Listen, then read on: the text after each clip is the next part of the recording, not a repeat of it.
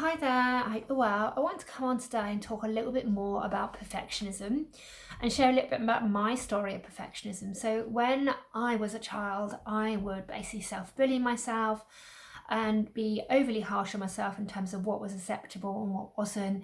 When I didn't achieve the standard that I wanted to achieve, I'd berate myself. If I got a B in my history GCSE instead of an A, I was like, I could do better, I could do more. I was just beating myself up. I had to be perfect. Now, I've let that go a lot. I mean, I think there's still some slight tendencies there, but I want to share something which I read in this book, Big Magic by Elizabeth Gilbert, because I found it really, really insightful, and I want to share it with my audience so that you can get the same insight that I have. So it reads, the most evil trick about perfectionism, though, is that it disguises itself as a virtue. In job interviews, for instance, people will sometimes advertise their perfectionism as if it's their greatest selling point, taking pride in the very thing that's holding them back from enjoying their fullest possible engagement with creative living. They wear perfectionism like a badge of honour, like it's something to be proud of, as if it signals high taste and exquisite standards. That really stood out to me. Then she goes on to say, but I see it differently. I think perfectionism is just a high-end haute couture version of fear. I think perfectionism is just fear in fancy shoes and a mink coat, pretending to be elegant, when actually it's just terrified.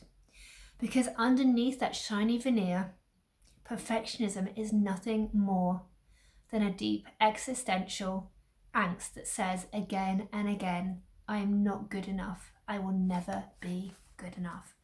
So I found that really powerful. And then there's another thing she says here, no matter how many hours you spend attempting to render something flawless, somebody will always be able to find fault in it.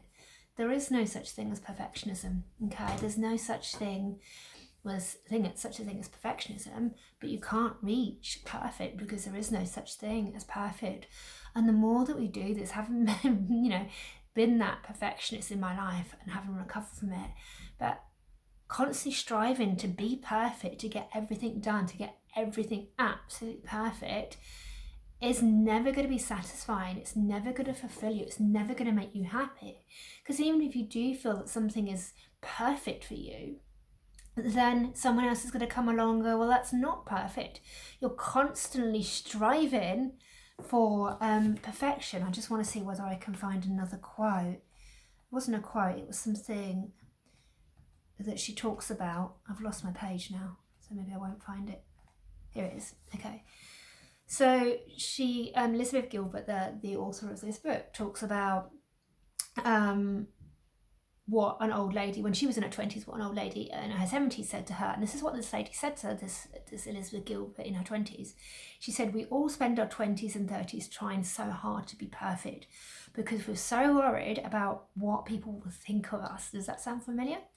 Then we get into our 40s and our 50s and we finally start to be free because we decide that we don't give a damn what anyone else thinks about us.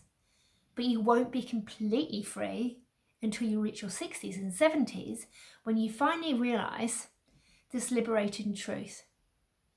Nobody was ever thinking about you anyhow. And it's so true. Like when you think, oh, I've got to show up, I've got to be perfect. You don't have to be perfect. You just have to be you.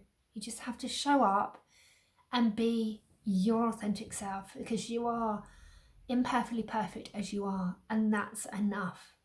There is no such thing as perfect. So I really want to share the message with you today for you to know that you are enough, you have enough. I see this in you, and I want you to start seeing it in yourself. So let go of the perfectionism and accept that you are enough. Okay, you have enough. So I want to share that with you today because I found it really powerful, and I just want to share it with my audience so that I can hopefully inspire some other people to just be kinder to themselves today. So I'm going to leave you with a question. How can you be kinder to yourself today?